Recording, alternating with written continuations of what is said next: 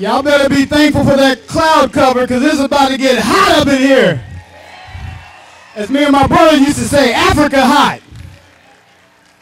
It is a real pleasure to speak to so many freedom-loving patriots. I am happier than a preacher's kid at a biker chick rally to be here, folks. Thank you very much.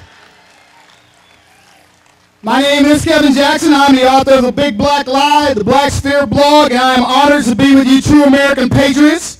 I'm also humbled to be part of such a magnificent event, so let's thank everybody for organizing this thing.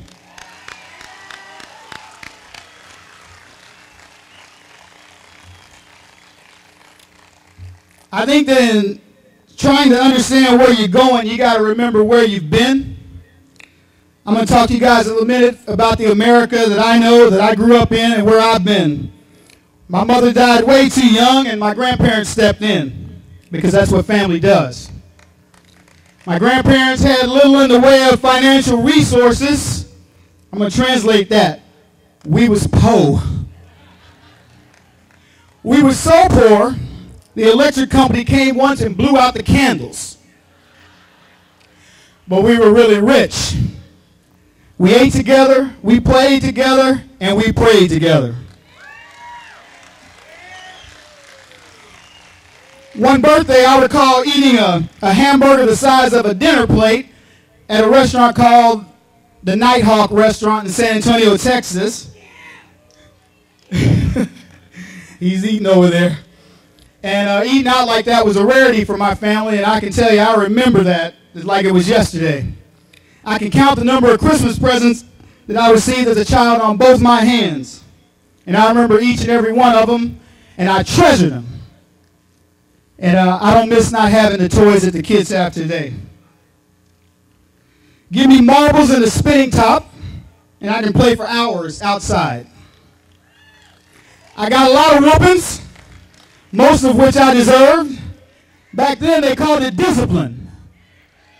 Today they call it child abuse. I remember my family taking road trips, and my grandfather had the car so smoky it looked like it was an extra in a Cheech and Chong movie. We camped, we fished, we visited family often, we saw friends even more often. We knew our neighbors, the people we did business with, and a handshake was better than any contract. I carried those memories and good feelings into childhood, and I never ever thought about terrorists. Then 9/11 happened.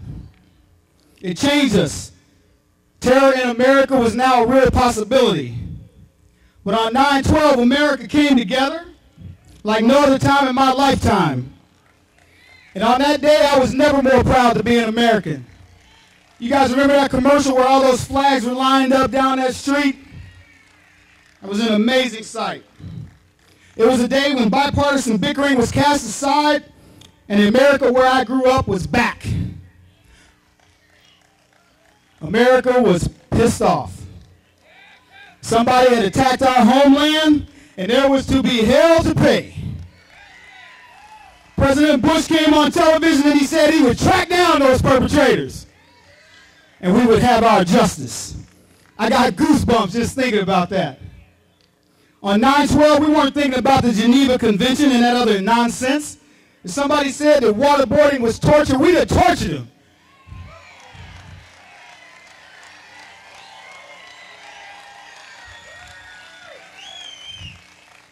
"9/12 was the only day that I actually tolerated politicians on the left.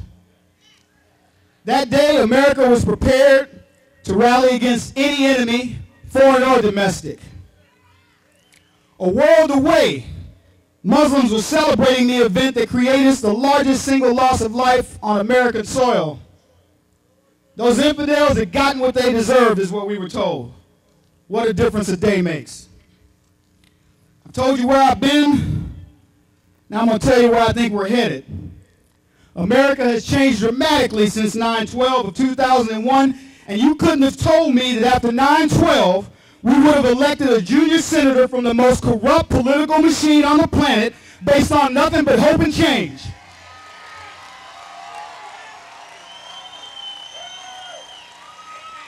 sold us air. And that junior senator who offers more questions of himself than answers can run a country, but a senator of 30 years, a war veteran, POW, and patriot is considered more of the same. We knew he would have cabinet issues right from the start because he selected Joe Biden as his vice president. And the only good thing that came from that is we will always know where the village idiot is.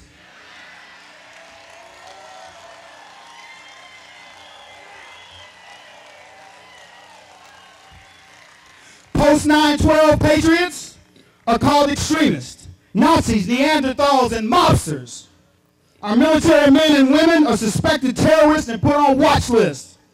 Trillion is now in our lexicon, and it is unfortunate that our children and grandchildren will know what it means to be trillionaires and quadrillionaires in their lifetimes, and they will have less than us.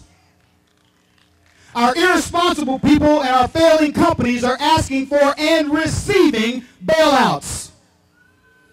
We live in a time, folks, when a woman living in a government-subsidized house receiving food stamps calls 911 to report that her 52-inch plasma TV has been stolen. Homeless people carry cell phones with minutes you pay for. Our poor have cable TVs, Xboxes, wheel spinners, diamond and platinum grills, $350 throwback jerseys, $150 tennis shoes. And do I need to tell you who pays for this?